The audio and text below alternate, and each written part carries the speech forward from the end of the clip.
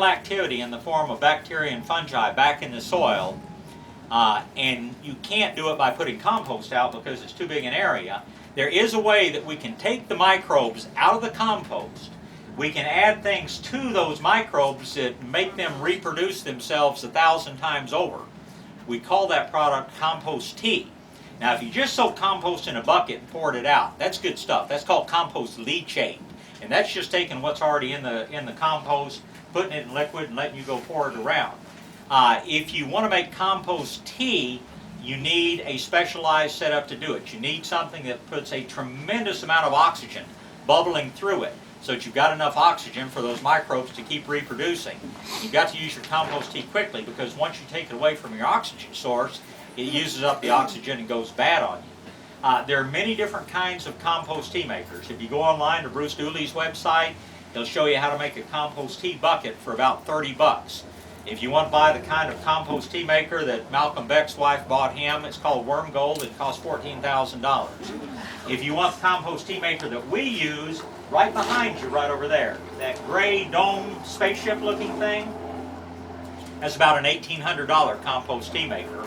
And you're welcome to go take the top off and look in and watch all the bubbles coming up. And again, it's an hour's lecture, so I'm not going to take the time to tell you how to make compost tea today.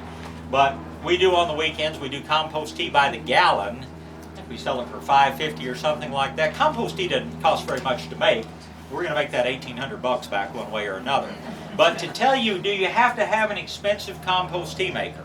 Roberta, my partner, and I paid several $100s a piece to go to Austin a few years back to hear a lecture, or to hear a 3-day seminar by a lady named Dr. Elaine Ingham, former microbiology professor at the University of Oregon. And Elaine is the world authority on compost tea. She has a business called the Soil Food Web with offices on 6 continents now, dedicated to applying to restoring soil through the use of compost tea. Fascinating story. But along with our 3-day course, she was teaching us not only how to make compost tea, but how to analyze the compost tea. We all took our own $1,000 microscopes with us, or else used hers or whatever. But the way that we learned how to identify the good and bad things in compost tea is she invited anybody that wanted, and there were about 20 people at this conference, but she invited anybody that wanted to bring their compost tea maker. And remember, these are some commercial people selling compost tea, and make your own compost tea, and then we will analyze it in the class, and we'll identify which is the best compost tea and the worst compost tea. Well, make a long story short, #1 compost tea out there was from Malcolm Beck's $14,000 machine.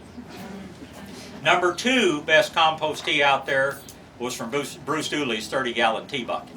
So you don't have to have an expensive machine to make good compost tea. And there were some other people there with machines ranging from, 1,000. We did not take ours. But there was compost tea brewers that cost thousands of dollars to turn out absolutely crappy compost tea. So anyway, won't mention any names, or probably some people you know. But compost tea is a great way to restore the life to the soil. And the most important thing that we have in soil is organic material. Organic material does not necessarily come. Everybody thinks, oh, that's grassroots. Yeah, that's organic material. Oh, that's compost you added. Yeah, that's organic material. But the majority of the organic material in soil is actually produced by bacteria.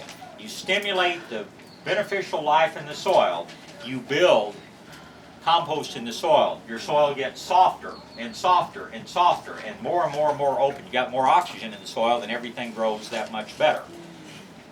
The microbes have to have a source of energy to live. The microbes get that energy. I said I wasn't going to tell you this, but I am anyway. Microbes get that energy by breaking carbon bonds, by breaking down organic material in the soil. The thing is that your microbes, in the presence of adequate organic material, they make more organic material than they break down. So your soil gets better and better and better. 100 years ago, the soils in the Rio Grande Valley were somewhere between 5 and 7% organic material, and they grew the best crops in the United States. When you add chemical fertilizer, you have no source of organic material. Yet the microbes still need an energy source to process that chemical fertilizer. So where do they get it? They break down the organic material in the soil, and everything grows beautifully.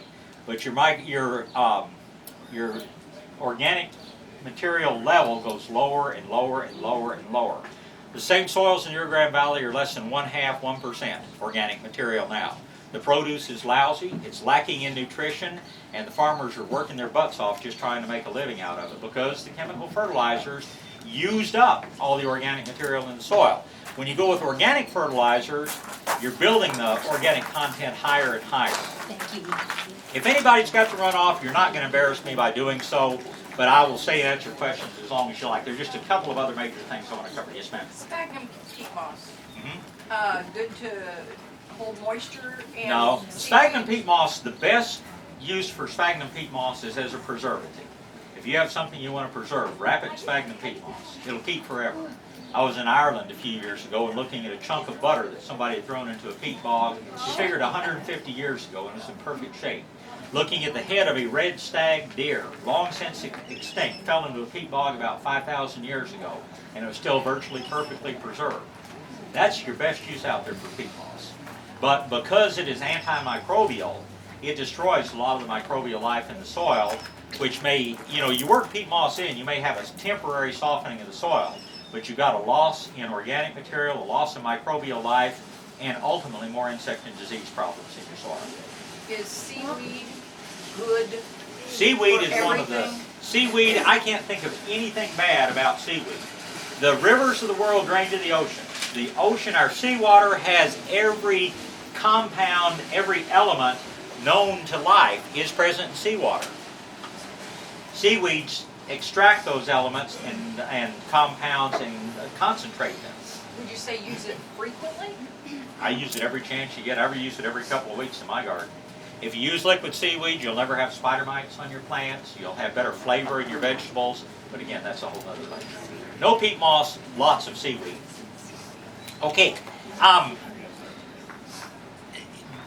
guess one of the last things I wanted to tell you, since we're talking basically about landscape design and planting and putting plants in, I wanted to give you a formula, and you need to keep this in mind as you create your plan on areas that you plan to put in annual bedding plants.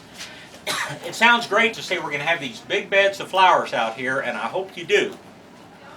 But you need to know how many plants it's going to take to plant a flower bed. And if you're growing with little plants, you're going to want to put them somewhere between 4 and 6 inches on center. Okay, who can quickly tell me, if you have a bed that's 10 by 10 and you want to put annuals in on a 4-inch center, how many plants does it take? How many? Takes 800. You create a flower bed, it's going to take a lot of flowers to fill it up. And here's how you determine how many plants it takes to fill a bed. Take the spacing, how far apart you want to put your little plants. Take whatever that number is in inches and multiply it times itself. You want to put them in 4 inches apart. 4 times 4 is 16.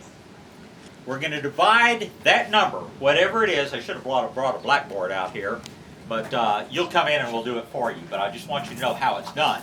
But 4 times 4 is 16. We're going to take that number and we're going to divide it into 144. Because 144 is how many square inches there are in a square foot. We're going to put them on 4-inch squares, or 4-inch centers. 4 times 4 is 16. Divided into 144 is about 8. Maybe we wanted to put them on 6-inch centers. 6 times 6 is 36. Divide that into 144. It comes out to be 4 times. Maybe we're going to put them on 12-inch centers. 12 times 12 is 144. Divided into 144 is 1. So what you're doing with that number, that's how many plants it takes per square foot. Then you know the size of your bed. Length times width. I mean, if you got an odd-shaped bed, go study calculus. Or guess, which is what most of us do. But you're going to figure how many square feet are in the bed, and we're going to multiply it times the number of plants per square foot.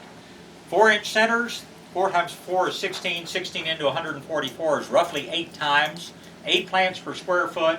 10 by 10 bed is 100 square feet, so it'd take 800 plants to fill that bed up. Put them on 6-inch centers. Okay, we already figured it takes 4 plants per square foot for that. So a 10 by 10 bed, we only have to use 400 plants. It takes a lot of plants. The other way you do it